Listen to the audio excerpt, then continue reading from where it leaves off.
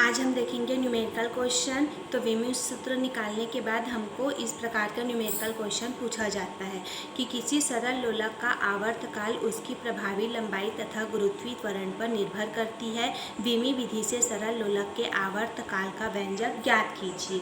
तो इसके लिए सबसे पहले हम ये देखेंगे कि किसको किससे प्रदर्शित किया जाता है। जैसे सरल लोलक के आवर्तकाल को प्रदर्शित किया जाता है टी से, प्रभावी लंबाई को प्रदर्शित किया जाता है एल से, गुरुत्वीय त्वरण को प्रदर्शित किया जाता है जी से।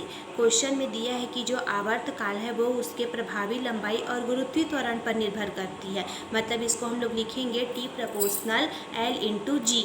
लेकिन विमी विधि से सॉल्व करनी है। विमी विधि हम कैसे सॉल्व करेंगे, जब इसके ऊपर घात लगेगी। तो मान लेते हैं एल के ऊपर ए है और जी के ऊपर बी क्या है, घात लगी है। तो इसको हम लोग इस रूप में लिखेंगे। अब सबसे पहले हम लोग इसको समीकरण नंबर 1 मान लेंगे।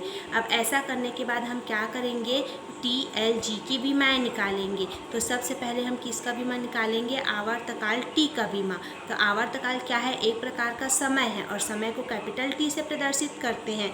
तो हमारा आवर्तकाल का विमी सूत्र क्या निकलेगा, कैपिटल टी।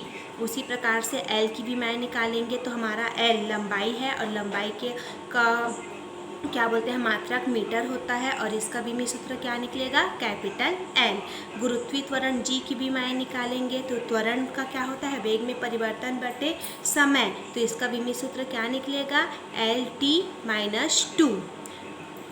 अब इसके बाद हम क्या करेंगे, समीकरण नंबर 1 में सारे का विमी सूत्र रख देंगे। तो टी का विमी सूत्र क्या हो जाएगा, कैपिटल टी। ठीक, अनुक्रमानुपाती मतलब अनुक्रमानुपाती का निशान हटाते हैं तो क्या लगता है, कांस्टेंट के लगता है।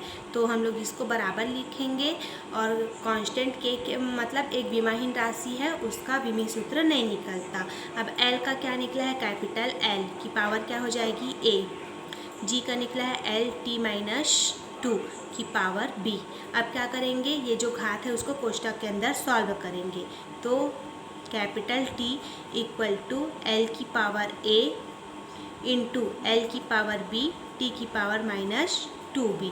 अब जब आधार समान हो तो क्या होती है, घातें जुड़ जाती है। तो सबसे पहले इसको एम एल टी के फॉर्म में लिखेंगे। तो एम यहाँ पर 0 है, एल 0 है, जहाँ पर एम 0 एल 0 का मान 1 है और टी ऐसे लिखेंगे। उसी प्रकार से इसको कैसे लिखेंगे, एम की पावर 0 और एल की पावर क्या है, ए और टी की पावर 0। इसको कैसे लिखेंगे, एम की पावर 0 एल की पावर बी और टी की पावर माइनस 2b। अब जब आधार समान हो तो घातें जुड़ जाती है। तो कैसे लिखेंगे इसको, M 0 L 0 T equal M की पावर 0 ही रहेगा, एल की पावर ए प्लस बी हो जाएगा और टी की पावर माइनस 2b।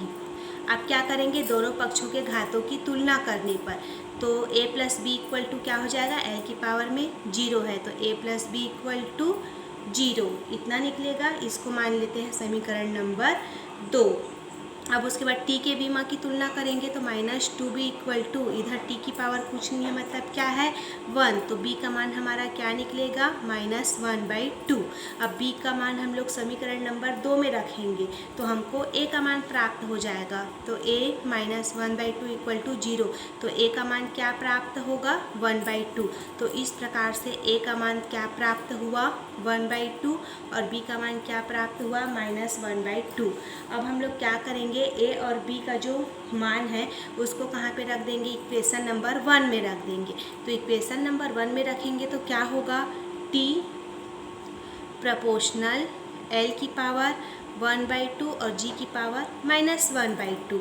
या कैसे लिख सकते हैं, टी प्रोपोर्शनल रूट एल और ये जो माइनस है वो नीचे जाके क्या हो जाएगा, प्लस हो जाएगा तो रूट जी। या फिर कैसे लिख सकते हैं, T proportional root L upon G. तो ये क्या होगा, इसका सॉल्यूशन निकलेगा। तो इस भांति और बुक से अन्य क्वेश्चन का तैयारी कीजिए।